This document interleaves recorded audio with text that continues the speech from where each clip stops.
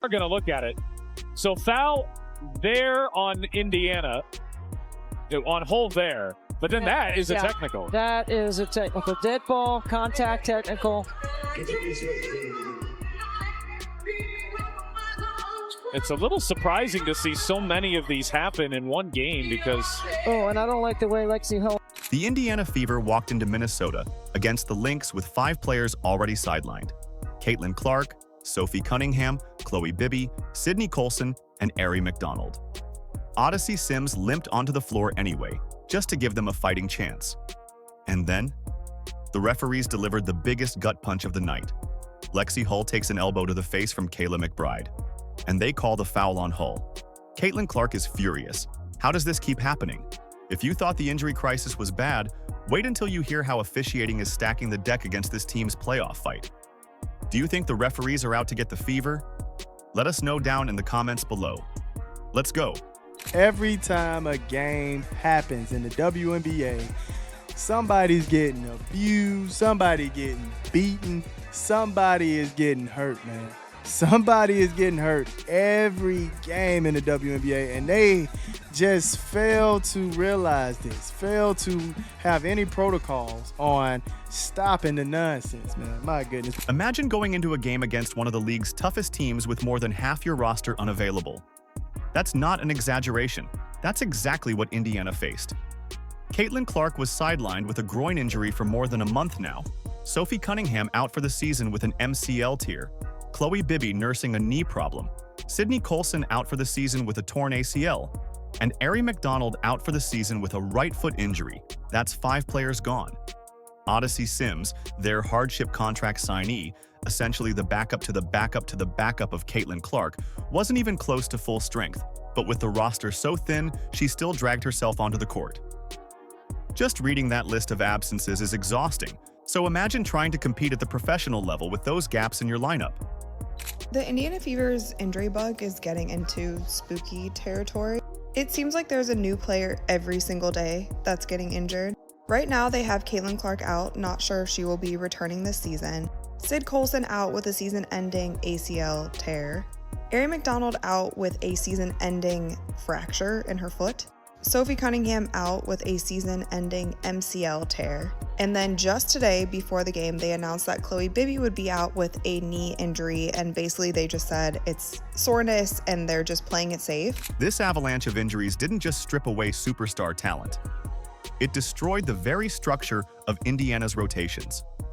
Their entire wing and guard depth vanished overnight, leaving players like Lexie Hull and Kelsey Mitchell carrying an impossible load. 2 nights ago, also against Minnesota, Hull was forced to play a career-high 37 minutes and poured in 23 points because there simply was no one else to fill that role. That's not a luxury performance, it's pure necessity. When you're relying on players to give you more than they ever have before, every possession feels like a mountain to climb. Don't get me wrong, Hull can definitely put up these numbers on any given night, but to ask heavy minutes from each of your starters because no one is left is a heavy task. Lexie, did you come into tonight kind of expecting to play darn near the whole game just with the injury situation and the personnel available? Damn, you played 37 minutes. I mean, you played a lot too, Kels. What did you play? 35. I mean, yeah, we're down people, so gotta suck it up, play a little tired a few minutes, and take in those timeouts as best we can. But yeah, I mean, we're down people, so everyone's got to do a little more. The team's patchwork fixes have come in the form of hardship contracts, bodies signed on the fly just to keep them afloat. Shea Petty had barely unpacked her bags before being jetted into the rotation. Odyssey Sims battling her own injuries was somehow expected to steady the team. Aerial Powers was another late addition, thrown directly into major minutes without the benefit of real chemistry with her teammates. All 3 of them were handed crucial roles with no time to prepare, no rhythm built, and yet were immediately forced into the fire. It's hard to describe how brutal that is to a team's cohesion. It creates a group of players who are trying to build chemistry in real time while opponents exploit every weakness. We've had 3 players in the last I don't know how many days, and 2 of those players are point guards, so not really. But you know, at the same time, our ability to make plays out of what we have. right? I think a lot of our spacing allows players to do what they do best, creates opportunities for them to be successful, and then it's just making the right reads and finding the right pass, on time, on target. And some of that is with experience with your teammates, and some of that is instinct. And so we are trying to do as much as we can to put players in position to use those instincts. Even head coach Stephanie White admitted the physicality Indiana faced was different than what they could handle with this shorthanded roster. Different is really putting it gently. Every drive, every defensive stand required maximum energy from a lineup with paper-thin depth. And still, Kelsey Mitchell did everything she could to drag the Fever into contention. She scored 26 points, fought through traps and relentless defense, and had stretches where she looked like she might single-handedly keep the Fever alive. That's superstar-level performing, but when the rest of your offensive rhythm is stitched together with players who just signed because of injuries, there's a limit to how far one player can take you. At this rate, the Fever are going to end the season with a completely different team than what they started the season with. And even the players that they're bringing in on hardship or that they're signing midway through the season, they're now going down with injuries. The season from hell would be an understatement on this team right now. This loss wasn't about a lack of effort. It was about survival. The Fever played with grit in the face of a nightmare scenario, refusing to fold despite being outmanned on every front. And yet, as tough as all that sounds, injuries weren't the most damaging factor of the night. The referees decided to make sure of that. Here's Mitchell. I think that's a 2. Doesn't go. And now it's McBride getting Hull. Yeah, that one might be a problem. Indiana just taking shots to the face. What happens when even the referees become part of the problem? That's the reality Indiana had to deal with. Lexie Hull, already stretched thin, playing huge minutes, was battling on defense when Kayla McBride swung through. Instead of a clean play, Hull caught a sharp elbow straight to the face. She went down hard, grabbing at her face, and anyone watching assumed the call was obvious. This was textbook flagrant contact. But instead of penalizing McBride, the officials somehow turned the whistle against Hull. The same player who took the elbow was punished as if she had caused it. That decision left the arena buzzing in shock. And Hull is checking her jaw. Let's see that one again. Kayla McBride goes up, grabs the board, and she wants to get free because Hull has her kind of wrapped, and boy, that's a hard swing. They're going to review it. Fans and analysts alike expected a review to clear things up, but the replay process only made the situation worse. After looking at the slow motion, the officials upgraded the foul slightly, but stopped short of holding McBride fully responsible. It was as if they acknowledged something wrong happened, yet still refused to give accountability where it clearly belonged. Hull had visible contact to the face, went to the ground in obvious pain, and Indiana was the team punished in the exchange. How do you justify that? Boom! Right there. Oh my goodness. Boom! Right in the face, man. Right in the face. Now, like I stated, I get it. You might be mad that Lexie put her hand on your forehead. But fam, there is no reason for you to be throwing elbows to somebody's face like that. Come on, man.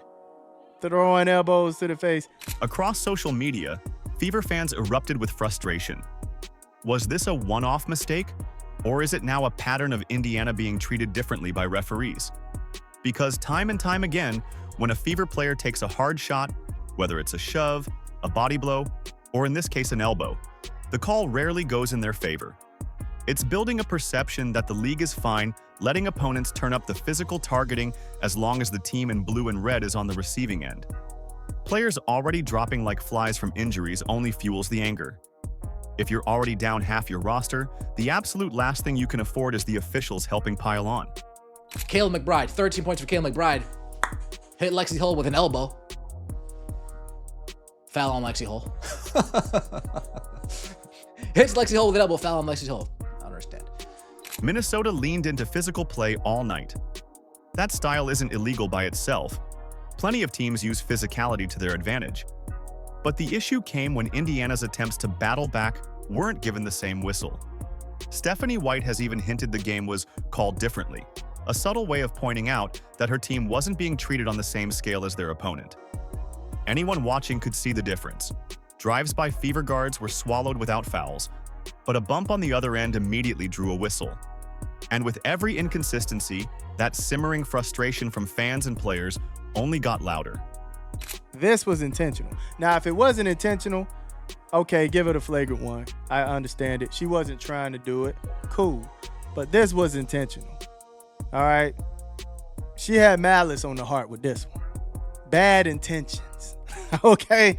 She was trying to wreck some stuff up there doing this one. Hey, let's just keep it a grand, man. Let's just keep it a grand. Kayla McBride was trying to knock Lexie right on her booty cheeks, but she succeeded at, fam. Knocked her clean out. Look at this. This wasn't just a missed call. It symbolized something larger. To Indiana, it looked like confirmation that the system itself was tilted. That officiating bias was more than an accident. It was a barrier they had to play against every night. And yet, instead of giving in to the injustice, the shorthanded Fever dug in and kept fighting, leaning on unlikely heroes to keep the game alive. Knocked her clean out, man. Oh my goodness. I mean, folded. Look at how her legs are folded right here. Come on, man. Knocking her clean out right here. That was bad intentions, dog. That was bad intentions. I don't care what anybody say, man. That was bad intentions, man. And the refs have to do something about it. You have to make sure that players don't feel comfortable getting out of pocket and doing things like this. You'd expect a team missing so many key players to fold early, but that's not what Indiana did. Instead of collapsing under the weight of injuries and bad officiating, they pushed back with everything they had. Kelsey Mitchell once again carried the scoring load, putting up 26 points and answering every Minnesota run until she simply ran out of gas. She was the offensive lifeline in a game where every possession mattered. Without her shot creation, this would have turned ugly fast, but she refused to let that happen. Her ability to stay aggressive and keep attacking the rim, even when the whistles weren't on her side, set the tone for the fight that followed.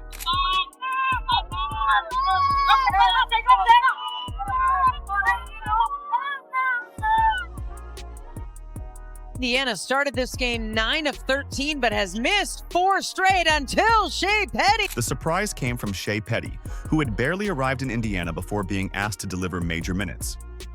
You'd expect a hardship signing to take a back seat, but Petty dropped 16 points off the bench like she had been part of the system all year.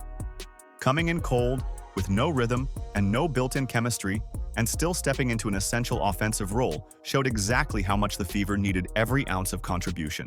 For a player essentially signed as an emergency option, she looked like someone who belonged.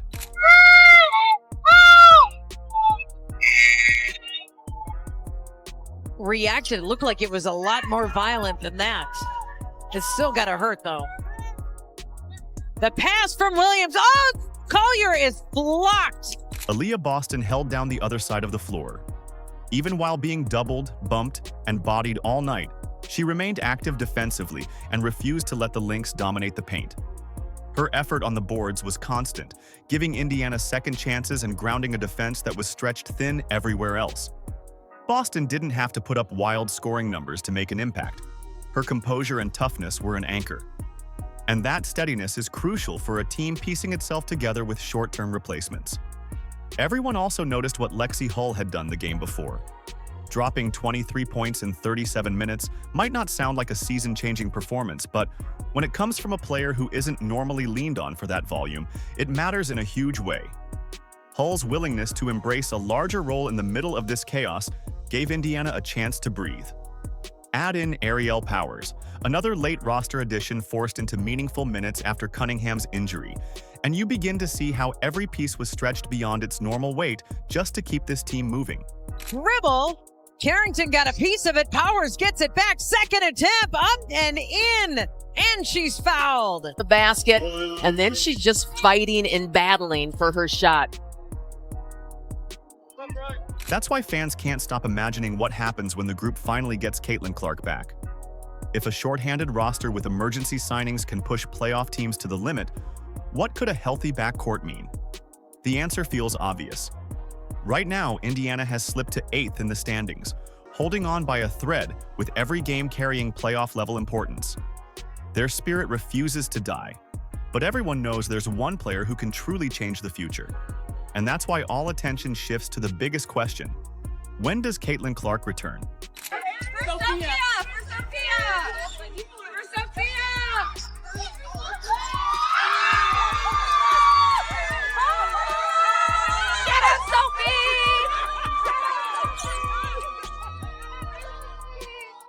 There's only one person who can pull the Fever out of this disaster, and fans just saw her back on the practice court. Caitlin Clark showed up in Minnesota, not cleared to play yet, but finally moving with her teammates again. That sight alone shifted the energy around this team. After weeks of watching from the sidelines, even walking into shoot-around gave everyone a sense that a turning point might finally be coming. For a group battered by injuries and inconsistent play, seeing her suited up with the team again was like a lifeline. This team needs Caitlin Clark to come back in the worst way, not only if they want to save this, if they want to even play in mid to late September. This isn't a playoff team, what we're watching right now. This isn't a playoff team. This is a Kelsey Mitchell, please save us team. Kelsey Mitchell, we need 40 and 10, 40 points, 10 assists from you every night to be in the playoffs. We need a Herculean effort in the second half. We need Lexie Hull catching fire late in the fourth quarter and in overtime for this team to continue to stay in the playoffs. Her return can't come soon enough because the Fever are clinging to the 8th seed with a 19-win, 18-loss record after the Minnesota loss. That's just a one-game cushion on the Sparks, and there are only 7 left to play. The next stretch is brutal. Seattle, Golden State, Chicago, and Los Angeles are all on the calendar. None of those games will give Indiana any breathing room, and every defeat risks them dropping out of the playoff picture entirely. That's the desperation right now. The Fever don't have time to wait around. We got our best indication yet that Caitlin Clark is on her way back toward a return for the Indiana Fever. That's because she was seen participating in shoot-around before the Minnesota Lynx game. Now, that doesn't mean she's playing. She's still out for that game, and she hasn't returned to full practice yet, but she is back on the court with her teammates. This coming on the heels of Stephanie White saying she hopes that Clark would return to the lineup before the regular season is out, and that when you see her participating in practice, you will know she's on the way back. The team's struggles without Clark have been clear. There's no one orchestrating the offense, no one who naturally pulls defenders and opens the floor. Kelsey Mitchell can score in bunches, and Aaliyah Boston can anchor the paint, but they aren't true floor generals. When Clark is absent, every possession feels disconnected, as if pieces are moving without a clear plan. That's why the hardship signings, as solid as they've been, can only go so far. They've given energy, but they can't replace the organizing force that Clark brings. And fans know it. Every clip of Clark shooting in warm-ups gets picked apart on social media. Every dribble in practice is slowed down, analyzed, and shared. Even the smallest details, her footwork, her speed, her body language, become headline material because people are desperate for any sign that she'll be cleared to play again. It's not just excitement, it's anxiety, because everyone feels the playoff math tightening. Indiana sits barely ahead of Los Angeles, and without Clark, that gap could disappear in a week. You know, so you see Caitlin Clark, this video captured by Chloe Peterson at shoot-around. You can see Caitlin doing some work right there, just, you know, warm-up work, back and forth on the court, but nonetheless on a basketball court. It's been a long time since we've seen Caitlin Clark on a basketball court, certainly a long time since we've seen Caitlin Clark play basketball. Then there was a little bit more footage here, and you see Caitlin involved on the floor yet again, even handling the ball, working with her teammates. I mean, that's an important sign there, to see her working with her teammates. What Clark offers isn't just points. She has the ability to elevate both Boston and Mitchell by creating easier opportunities, slowing the chaos, and making Indiana look like an actual playoff-level team again. No hardship signee, no patchwork lineup can do that. That is why her comeback represents more than another injured player returning. It's the difference between this group playing postseason basketball or watching from home. The hope is rising, the fans are restless, and everyone knows what hangs in the balance. But can one player, even Caitlin Clark, overcome everything working against this team? The Fever are stuck playing 2 battles at once. every opponent on the schedule, and the constant blows from injuries and questionable whistles. That combination doesn't just wear a team down physically, it pushes their mental toughness to the limit. You can see it in their body language after certain calls, and you can feel it in the fan frustration boiling over online. So the question lingers. Can Caitlin Clark's return be enough to lift this group past injuries and officiating bias? Whatever happens, the fight Indiana has shown will be remembered, especially if this resilience carries them into the postseason. Do you think the referees are out to get the Fever? Let us know down in the comments below. Like, subscribe, and turn on all notifications so you never miss out. Click the video on the screen, and we will see you in the next one.